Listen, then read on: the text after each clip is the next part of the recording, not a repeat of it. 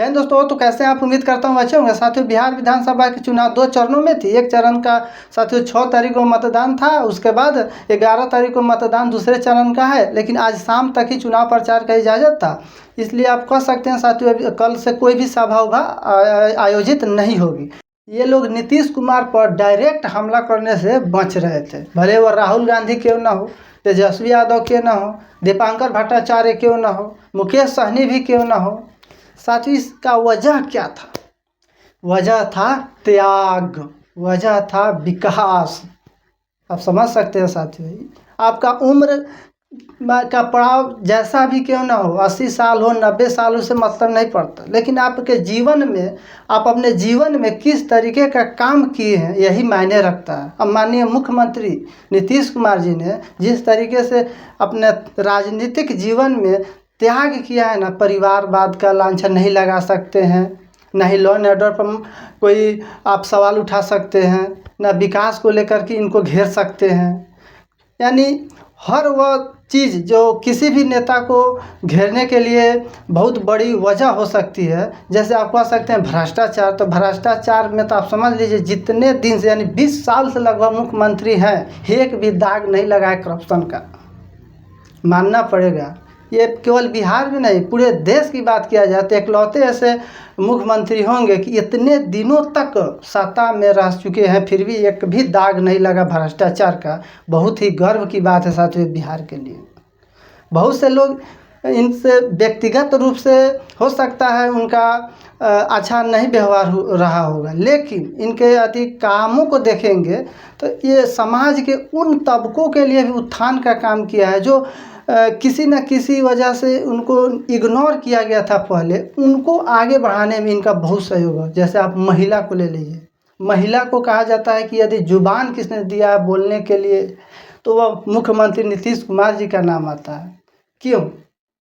क्योंकि उन्होंने उनके उत्थान के लिए हर वह कदम उठाए, हर वह प्रयास किए। इसके वजह से उम्र के इस पड़ाव में भी हैं। और देखिए, केवल विपक्ष दलों का इन पर ऐसा नहीं था, इनके सत्ता यानी जो कह सकते हैं सत्ता में बने रहने वाली जो पार्टी थी, हम नाम नहीं ले सकते हैं, एनडीए गठबंधन में बहुत बड़े नेता भी थे। भी इनको मात देने के लिए तरह तरह के षड्यंत्र रचे, लेकिन एक भी नहीं चली, क्योंकि दिल्ली वाले नेतृत्व भी हर तरीके की उस कह सकते हैं एक विषाद बिछाने का काम किए थे कि किसी न किसी रूप में इनको घेर के और राजनीतिक रूप से इनका सफाया कर दिया जाए और मुख्यमंत्री के रूप में उन अपने पार्टी के किसी भी नेता को आगे बढ़ाना चाह रहे थे। लेकिन ये बिहार है, बिहार में तो जान नहीं रहे हैं कि बच्चा बच्चा राजनीति करता है। उनकी राजनीति को पकड़ने में बिहारियों को थोड़ा सा भी वक्त नहीं लगा। बहुत से नेता जो बिहार के थे वो लगातार एक गीत गा रहे थे,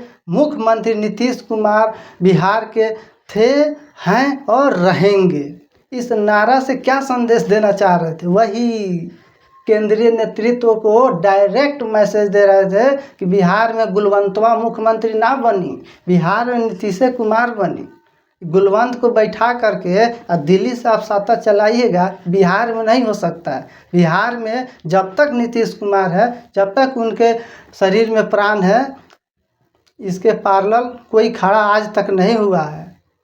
भले आप किसी और को बनाइए, चेहरा घोषित कीजिए, उसमें वह मटेरियल है सीएम बनने के लिए, उनमें यदि गुण है तो हो सकता है समाज इस पर विचार करेगा, बिहार की जनता इस पर विचार कर सकती थी। लेकिन जो शैली है ना आपकी राजनीति करने का केंद्रीय नेतृत्व का, वह शैली बिहार में लागू नहीं हो सकता है, क्योंकि इन लोगों का साथ जान नहीं रहे हैं कि किस तरह की रणनीति अपनाते हैं। चुनाव जीत जाएंगे, उसके बाद किसी कोई भी एक बार के विधायक हो, चाहे उनको उतना सिस्टम कैसे हैंडल किया जाता है, सत्ता कैसे चलाई जाती है, थोड़ा सा भी ज्ञान नहीं रहता, उन्हीं को बना दिया जाता है। क्योंकि इनके रहबों कर्मों पर वो बना रहे, जब मन करे जब हटा दे, जब मन करे जब बुला ले, कोई भी फैसला लेना पड़े हम अपने आप में ले सकते हैं। लेकिन राजीव प्रताप रूडी का नाम आपने जरूर सुना होगा, जो बिहार में बहुत ही कद्दावर नेता है बीजेपी के। मैं एक ही लाइन में इस चुनाव को संपन्न करूंगा और पूरे बिहार में यह संवाद जाए, पूरे देश में यह संवाद जाए। नीतीश कुमार बिहार के मुख्यमंत्री थे, बिहार के मुख्यमंत्री हैं और बिहार के मुख्यमंत्री रहेंगे। फिर से एक बार बोलिए, नीतीश कुमार बिहार के मुख्यमंत्री, बिहार के मुख्यमंत्री और बिहार के मुख्यमंत्री। बहुत बहुत धन्यवाद। इनके बयानों से एक बात जरूर झलकता है, लगता है कि सुशील कुमार मोदी अभी मरे नहीं हैं, उनका अभी स्वर्गवास नहीं हुआ है। जो लगातार अमित शाह और मोदी के आंख में आंख डाल करके बिहार की बातों को लेकर, बिहार के हित को लेकर के फैसले लेने के लिए माहिर थे सुशील कुमार मोदी, ठीक उसी अंदाज में राजीव प्रताप रूडी ने एक कदम आगे बढ़ कर के नारा लगाने लगे, गीत गाने लगे। बिहार के मुख्यमंत्री नीतीश कुमार थे, हैं और रहेंगे।